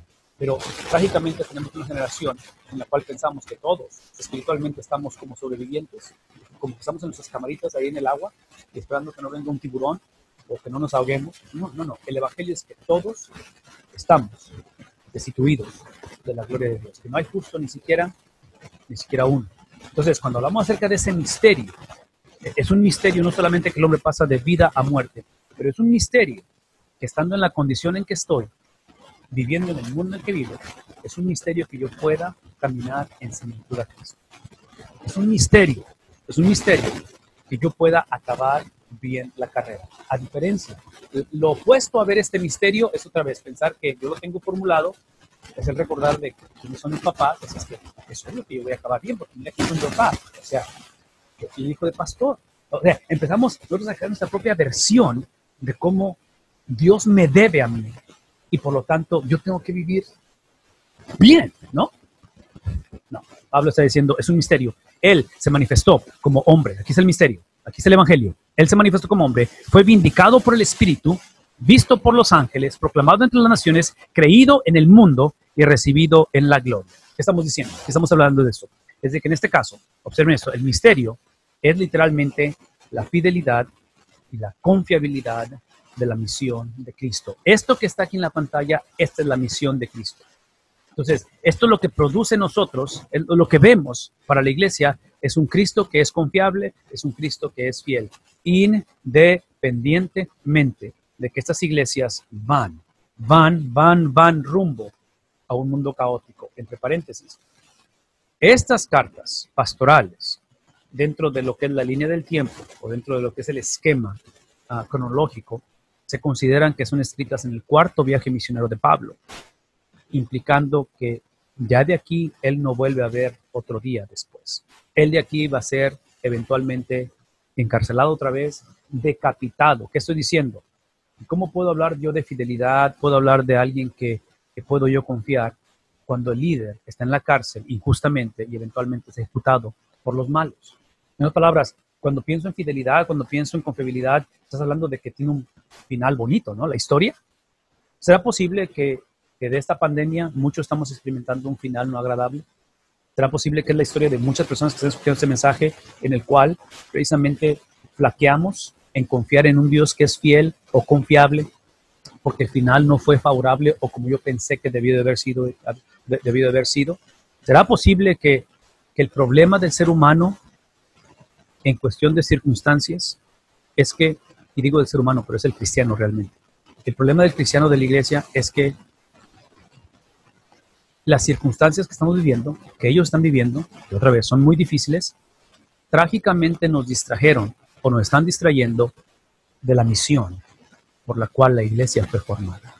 Hay una razón por qué tu vida fue formada, hay una razón por qué desde el vientre de tu madre, de mi madre, el Señor nos escogió. Y no nos escogió simplemente porque íbamos a tener ciertas habilidades, cierto conocimiento, nos escogió, fuimos escogidos literalmente para una misión. Eso es lo que significa la palabra predestinación. Predestinación es de que es el prefijo pre en lugar de post, es el destino está preestablecido. Entonces, si la salvación es un destino, es un peregrinaje, pero es un destino, hay una meta hacia dónde va esto. El ser predestinado es que el destino ya fue establecido. ¿Y cuál es el destino?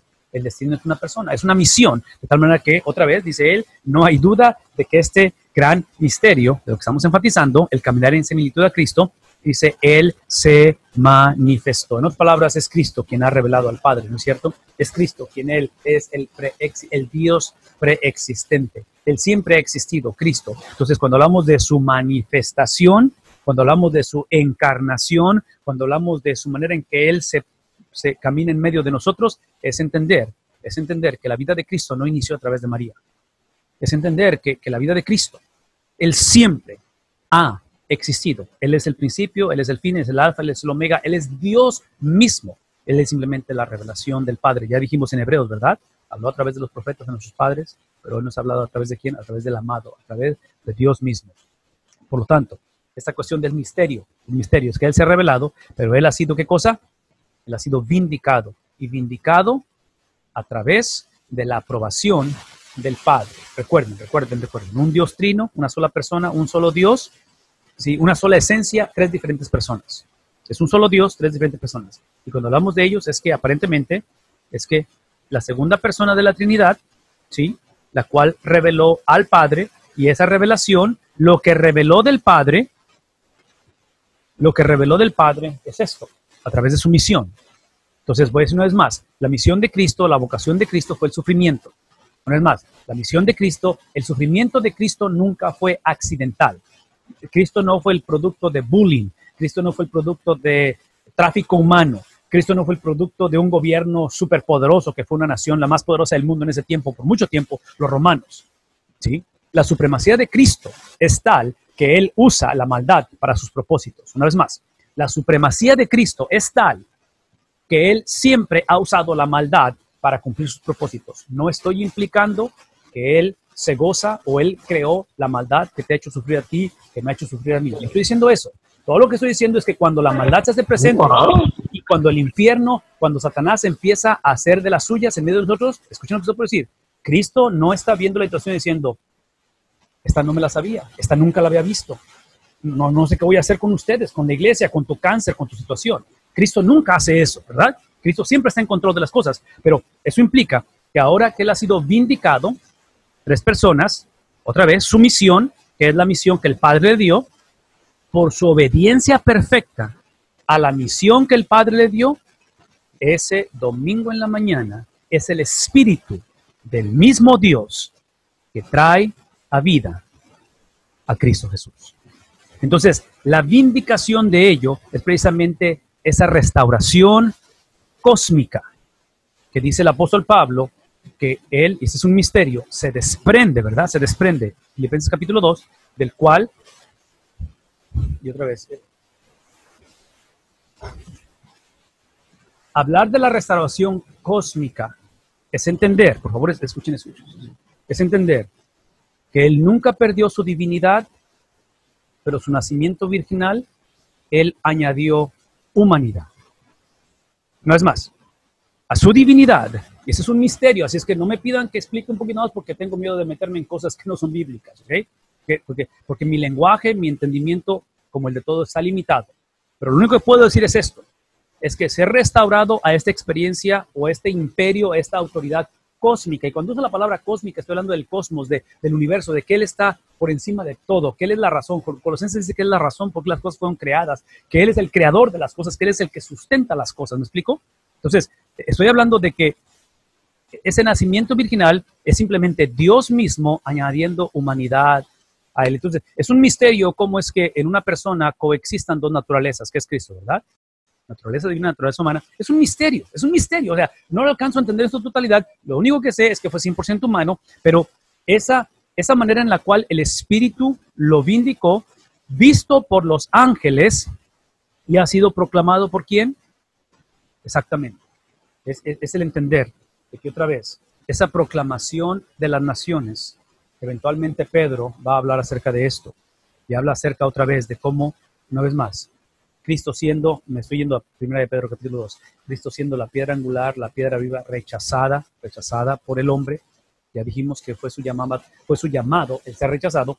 Observen esto, versículo 5 del mismo pasaje de 1 de Pedro. También ustedes son como, al acercarse a Él, ustedes se convierten en piedras vivas. Ustedes están adoptando la misión de Cristo. Porque otra vez, el ser cristiano no es simplemente pasar de muerte a vida para que Dios sea mi sirviente cósmico y bendiga la agenda que yo ya traigo y me saque de los apuros que estoy viviendo. Eso no es la salvación. La salvación es de muerte a vida para unirme a ¿qué cosa?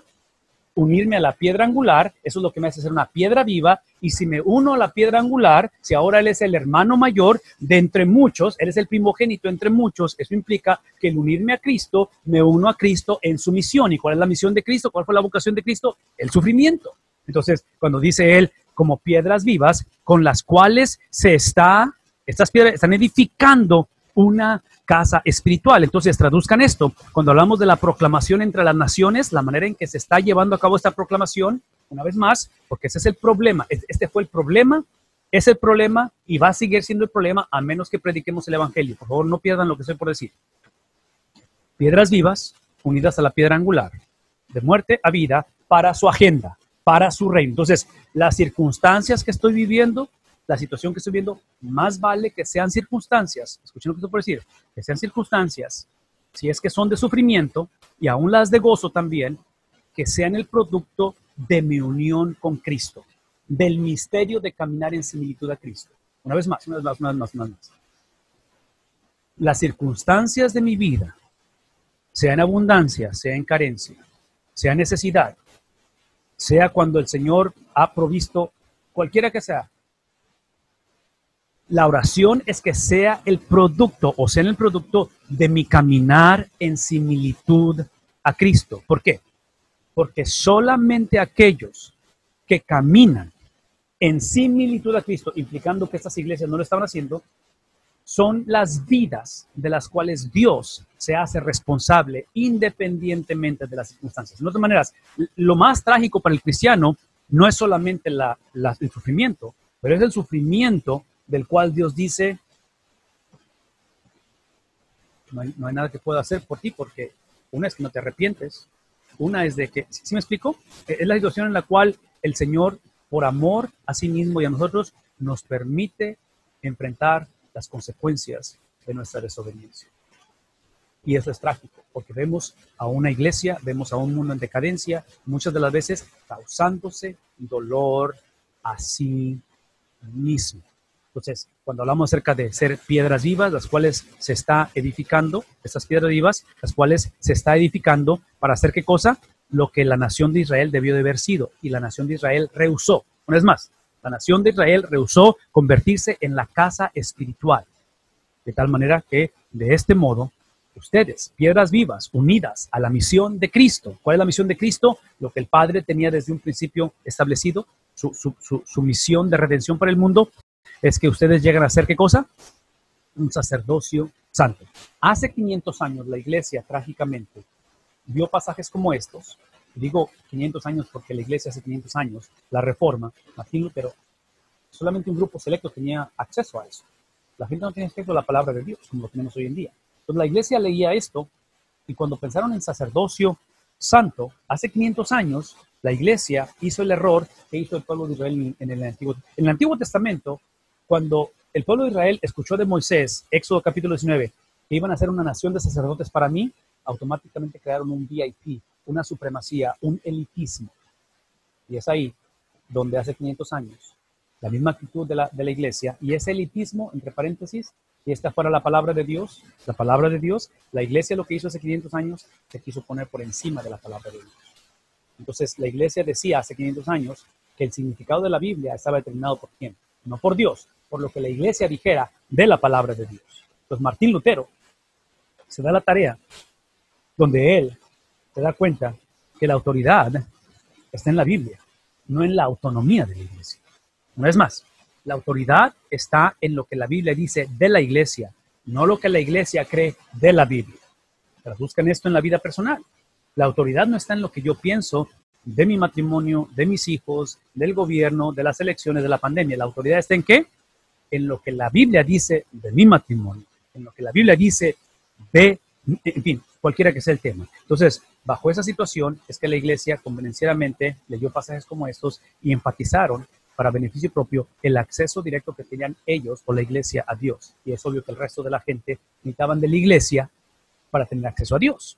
Entonces, otra vez, esas manipulaciones, esta cosa es vergonzosa, es mala doctrina, de tal manera que Martín Lutero, basado en la palabra del Señor y es parte de la creación de la Reforma, es que él les recuerda que esta cuestión de real sacerdocio, nación santa, pueblo adquirido por Dios, capítulo 2, versículo 9 de 1 de Pedro, Éxodo capítulo 19, no está basado en una élite que tiene un lugar predilecto ante Dios. Es lo que Israel fue llamado a hacer desde el principio de su elección.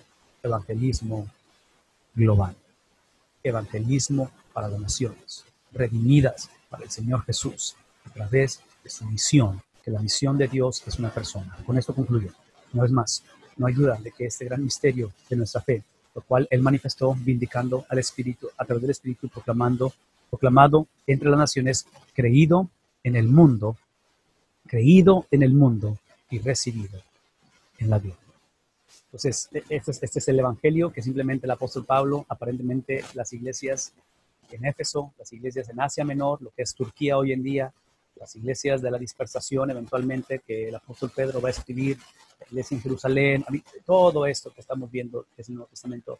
Esto es lo que trágicamente la iglesia había olvidado y definitivamente hoy en día necesitamos retomar en momentos como estos, cuando la iglesia estamos en situaciones nunca antes vividas, cuando la iglesia está pasando por experiencias como el resto del mundo, donde las circunstancias son sumamente abrumadoras, es cuando tenemos que regresar a lo que es inmovible, a lo que nunca puede cambiar, a lo que seguirá siendo ese baluarte, esa columna, ese fundamento, que es precisamente Cristo a través de esta experiencia.